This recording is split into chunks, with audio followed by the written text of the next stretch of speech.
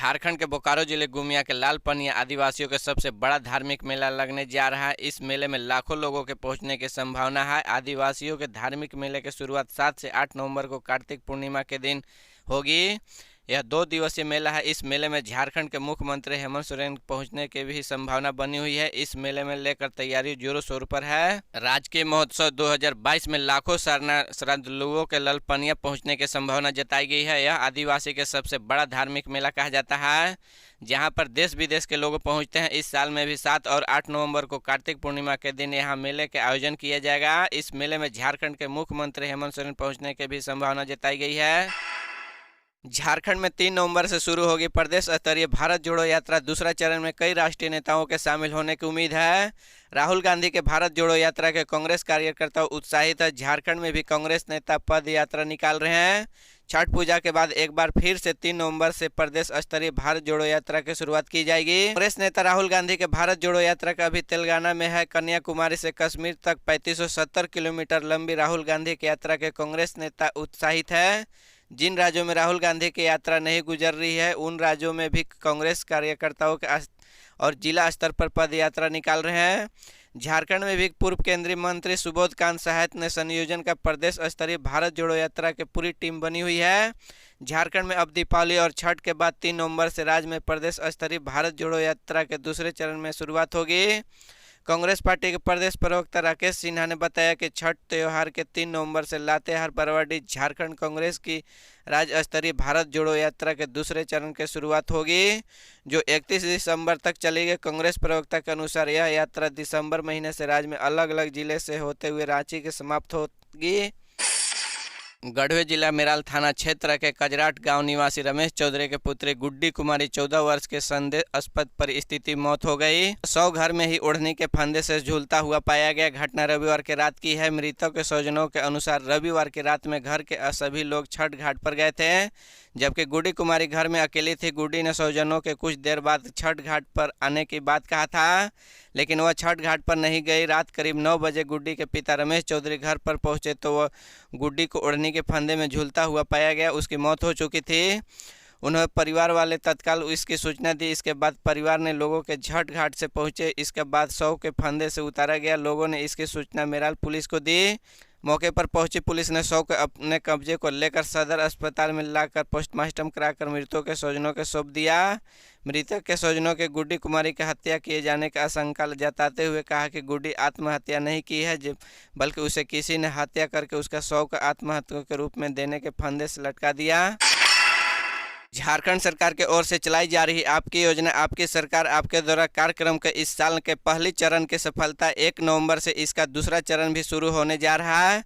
12 अक्टूबर से चले पहले चरण की काफ़ी सफलता मिली है और इसके तहत 20 लाख से ज़्यादा आवेदन सरकार को प्राप्त हुए थे, जिन्हें आधे से ज़्यादा का निपटारा भी कर दिया गया था। कार्यक्रम की सफलता इस बात में ही झलकती है, शिविरों के पहुंचाने वाले लोगों के चेहरे पर मुस्कान झलकती रहती। झारखंड के मुख्यमंत्री हेमंत सोरेन के सरकार की ओर से चलाई जा रही है आपका योजना आपकी सरकार आपके द्वारा कार्यक्रम का पहला चरण 12 से 22 अक्टूबर तक चलाया गया। इस दौरान 22 तारीख 20,30,312 आवेदन प्राप्त हुए थे, जिनमें से 10,21,791 का निष्पादन किया जा चुका था, जबकि कुल 10,08,521 आवेदन प्रक्रियाधीन से थे। 1 नवंबर 2022 से इस कार्यक्रम का दूसरा चरण होने जा रहा है, जो 14 नवंबर तक चलेगा। दरअसल झारखंड के मुख्यमंत्री हेमंत सोरेन ने शुरू से स्पष्ट कर रखा गया है कि सरकारी योजना के लाभ जरूरतमंदों तक पहुंचाना चाहिए। साल भगवान बिरसा मुंडा के जयंती के मौके पर राज्य सरकार ने आपकी योजना आपकी सरकार आपके द्वारा कार्यक्रम लॉन्च किया गया था।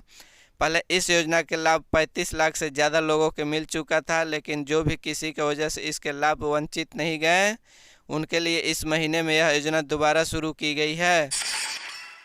झारखंड की सत्ता पर काब्जे झामुमो का विवाद जन्मभूमि धनबाद से इस कदर बढ़ गया है, इससे मुख्यमंत्री हेमंत सोरेन भी नहीं झुलझा पा रहे हैं। हेमंत सोरेन ने अवधूत और रूप के पार्टी महासचिव विनोद पांडे के इस झुलझाने के लिए गया था।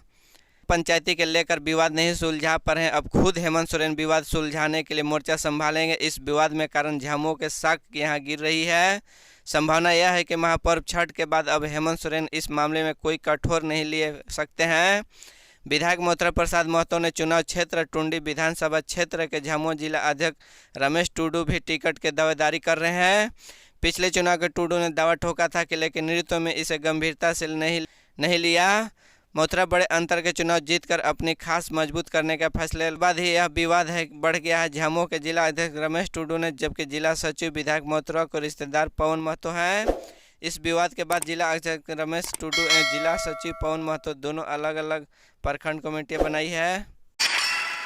भारत के पहले उप प्रधानमंत्री और गृह मंत्री सरदार वल्लभ भाई पटेल की जयंती 31 अक्टूबर को मनाई गई है। एकता दिवस के रूप में मनाई जा रही है। लौह पुरुष के जयंती पर लोगों ने देश की एकता और अखंडता की शपथ ली। देश के पहले गृह मंत्री और पुरुष सरदार वल्लभ भाई पटेल की जयंती सोमवार के उत्साह के साथ मनाई गई। इस दौरान जिले के तमाम कार्यक्रम के आयोजित किए गए। झारखंड में तबाही मचाने की तैयारी, बड़े पैमाने में हथियार, बम और विस्फोटक मिला। बुढ़ा पहाड़ में चल रहे स्पेशल दौरान सोमवार के सुबह लातेहार थाना उल्लू और पुलिस के बड़ी कामयाबी मिली है। दौरा छुपा कर रखे गए बम, राइफल और भारी मात्रा में गोली बरामद की गई है। पुलिस अधीक्षक अंजनी अंजन पुलिस लाइन में प्रवेश वार्ता बताया कि गुप्त सूचना मिली थी। बुढ़ा पहाड़ के आसपास नए इलाकों के माओवादी भरमशील होने की योजना बना रहे हैं। राष्ट्रीय आदिवासी नृत्य महोत्सव के एक राज्योत्सव का भव्य आयोजन 1 से 3 नवंबर तक राजधानी रायपुर के साइंस कॉलेज मैदान में आयोजित होना है।